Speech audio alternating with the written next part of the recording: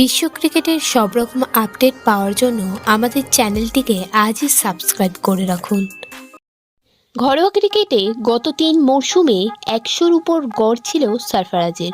ঝুড়ি ঝুড়ি রান করেও জাতীয় দলের দরজা খুলছিল না তাঁর সামনে। তার প্রতিবাদ করে বিদ্রোহী ক্রিকেটার নামেও পরিচিত হয়েছেন তিনি। ইংল্যান্ড সিরিজে প্রথমবার দলে তাঁকে সুযোগ দেওয়া হয়। এবার জাতীয় দলে খেলার দীর্ঘদিনের স্বপ্ন পূরণ হতে চলেছে তাঁর। বোর্ডের এক কর্তা এক ওয়েবসাইটে বলেছেন, সরফরাজ খানের অভিষেক হচ্ছে তৃতীয় টেস্টে। যেহেতু কেএল রাহুল এই ম্যাচ থেকে ছিটকে গিয়েছেন, তাই সরফরাজকে প্রথমবার খেলার সুযোগ দেওয়া হচ্ছে।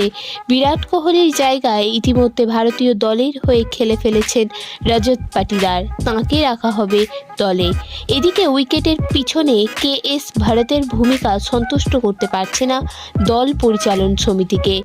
না পারছেন নিখুঁত উইকেট কিপিং করতে, না পাচ্ছেন ব্যাট হাতে রান করতে।